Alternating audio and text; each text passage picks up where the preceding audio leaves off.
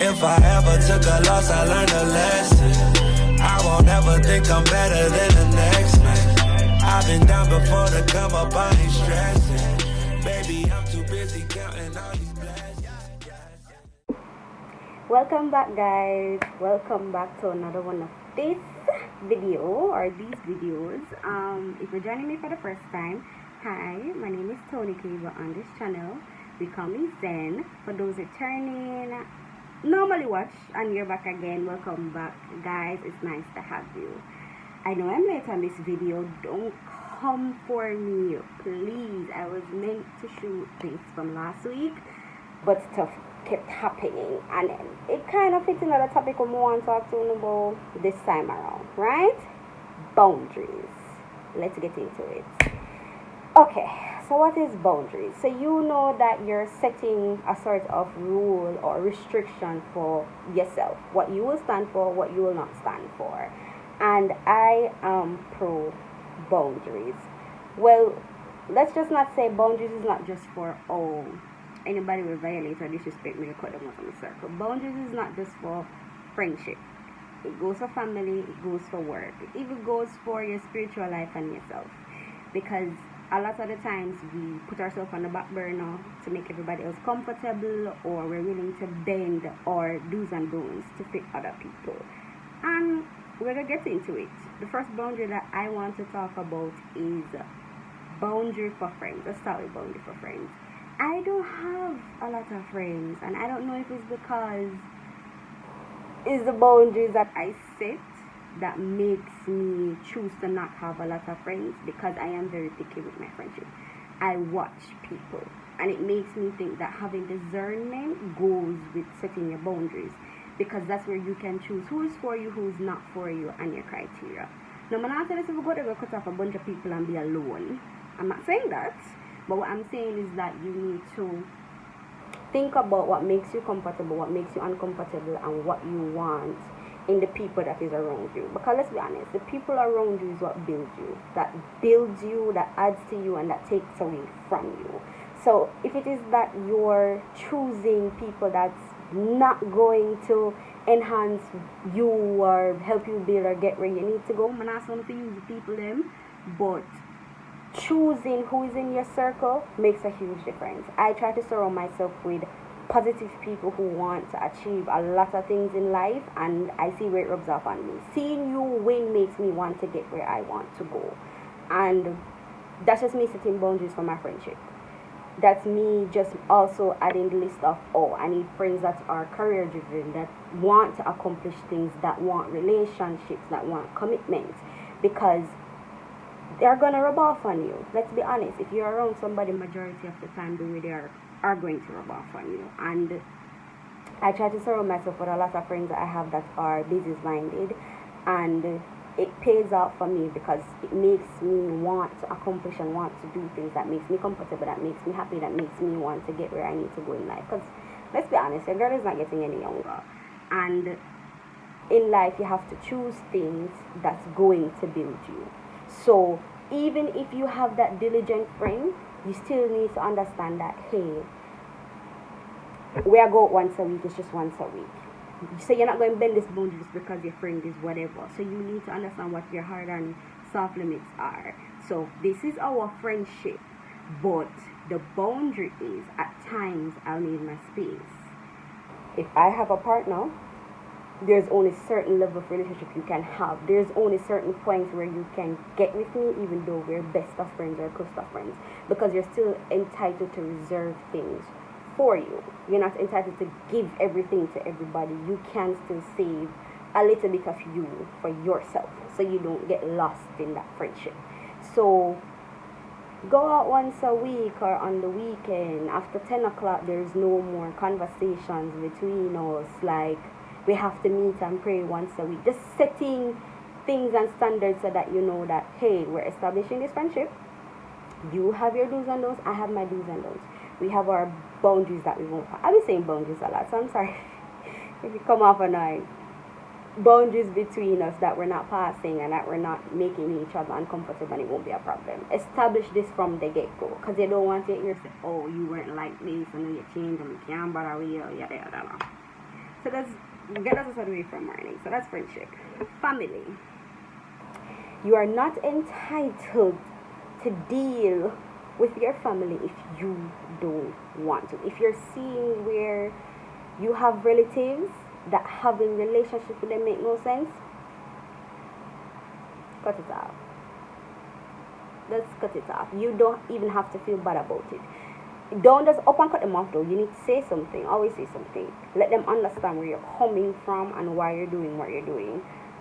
Because they have passed certain limits. Let's be honest, all of us, especially in Jamaica, we have family that you only hear from them when they want something. We've all been there. And if that is something that's affecting you, your mental stability, how you are, then that's not a relative that you want around you, and they can't be mad for choosing yourself. If they're going to be mad about that, then do they really love you? Are they really family? And you can use the same example for when you're planning your wedding as well. And every family needs for your wedding, if may I be honest. Like, we haven't spoken in years, or when I do see you, it's a 2-minute conversation. You don't have to come, wish me well and move on. Because I wouldn't go to a wedding like that if I know that I'm not close with them. I'd just leave it alone. But set boundaries with your family. If certain conversation they want to have with you doesn't make you comfortable, you're not entitled to have it. If you feel like they're disrespecting you, your person, your personal space, taking things that don't belong to them, just set boundaries. You are not entitled to put yourself at a disadvantage or a discomfort just because, oh, I'm a blood, I have to. You don't have to. You don't have to. And I think that's the problem. A lot of times we think that we have to because, a family, really, them are going to say it. Let them say it. Because when you are slaving to make your money or to do whatever it is that you have to do in life, are you alone? When you're in a struggle, are you alone? You're not entitled to put yourself at a disadvantage. Because of blood, think about it. No. The other boundaries that I definitely think that we need to set. Work. Come for me if you want to. Work boundary. Work boundary. Work boundary. With your boss, with your co-worker, set it. Set it. I have this thing. This may sound bad, but I have this thing where after certain hours, don't call me. You will not be getting me until the following morning when it's work time. Don't call me outside of work hours. That's crazy. I'm off the clock. And is this conversation going to let me get OT? And I know that it may sound ridiculous because some of us have jobs that we have to answer the phone at certain hours. Work that out for you. But for me, it's a no. No, ma'am.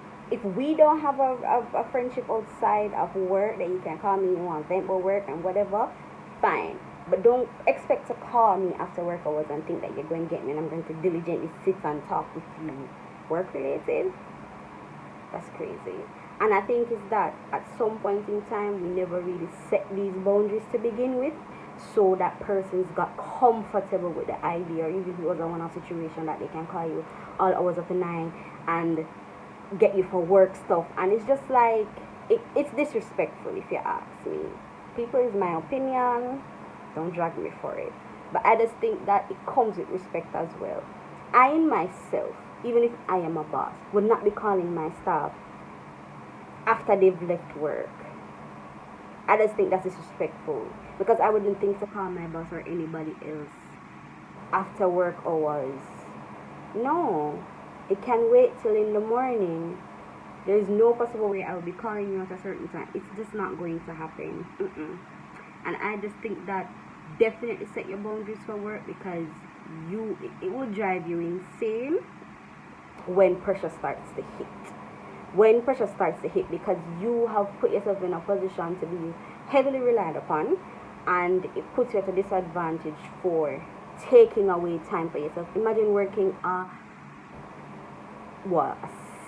5-day week, 6-day week, and then outside of the hours when you've left, where you can gather your thoughts and do your self-care and everything, you're still being called for work, and then you gotta be there in the morning again. it doesn't sit right with me, and it does come off disrespectful. So I will always say to set boundaries for yourself, for yourself, your work life, your friendship, your family, because you need to. And it's a part of self-care if you ask me, because you're putting your mental health and what you want to the first, and nobody can be mad at you for that. If they're mad at you for that, then they're not for you. And I will always say they are not for you if that is the case, because you can't feel comfortable in yourself knowing that you're doing something outside of the spectrum, and you don't think that you're making me uncomfortable. You don't think that you're putting me at a disadvantage, or you're not thinking about my health, you're not thinking about you're not thinking about anything. That does not sit well with me. And that's why I always say people pray for discernment, so that God can show you how to get and handle what you need to get and handle, because you won't know how to handle certain situations if you're not aware. Because it may look like the norm to you, but that's not the case. But if you don't stand for something, you fall for everything as well. And we need to stop neglecting ourselves. 2024 now. Put you first. Nobody can be mad at that. You've always been putting yourself on the back burner. But also, I can't forget that one, I'm Rudy. Relationship boundaries. Yeah. Even though, you know, my man, my woman. You still need to set boundaries for your person. Yeah. What things in relationship makes you uncomfortable? Another time you just think that, oh, it's just something make me uncomfortable, or it's going to be an argument. No, that's you guys not discussing your boundaries. Like, I never want to use an example, but I'm going to Carnival. I saw a video with this couple, and the guy is saying that he was pissed because his girlfriend at Carnival, and she did dash out on somebody, and he must say like, why you behave like that on the road, and you have dress, that's basically sex, don't clothes on, yada yada. And I'm like, did you guys not have this conversation before the person went? Because I think that's a conversation everybody should have. He went to Carnival without me, but he asked me if I was okay with it, and I was fine, because I understand the culture of Carnival, and at the end of the day, it's not that serious, in my opinion. So some people, it makes them uncomfortable, but that's a conversation that you need to have with your person. If you know that this is not something that you're going to feel comfortable with, it's either you go with them or you tell them, so listen, I'm not comfortable with you going, and them can't say you never said something. They can't say that you never said anything, but if you sit there with it and then it happens and you get pissed, you can't be mad at the person. So it's just having certain discussion that, look, this makes me uncomfortable, there's certain things I'm not willing to try, there's certain things I'm not willing to compromise. That is you setting boundaries in your relationship, and nothing is wrong with that. I think that every couple should do it. I do it with my partner, and I encourage it with anybody else. And for people who plan to get married, one of things to definitely set boundaries, because a lot of things that people don't talk about, that they don't set boundaries for, and then they end up divorced. Then they realize that, oh, certain conversation wasn't had. So it's definitely something that you should do. For people who haven't started dating as yet, I recommend that you have those conversations. Have those uncomfortable conversations from the jump, and just get it out of the way. Have those conversations from the jump. Period. Have them early in the relationship. Have them while you're dating. Revisit them at some point in time with somebody that you're dating for a while, because nobody can be upset about you voicing your concerns and putting your do's and don'ts out there. We're all human. We all make mistakes, but let it not be said that you did not say anything. Okay? Let it not be said. And that would be my 2 cents about it. Oh, and I just want to shout out Angel Hair Extensions on Instagram for my hair. Yeah, angle that girl. I love it. And to Fabulous Nail on IG, that you guys can follow her for my nails, guys. Okay? Give me a sign. And it now focus this Badman camera. Anyways, thanks for watching. Stay safe, stay prayed up, and stay safe.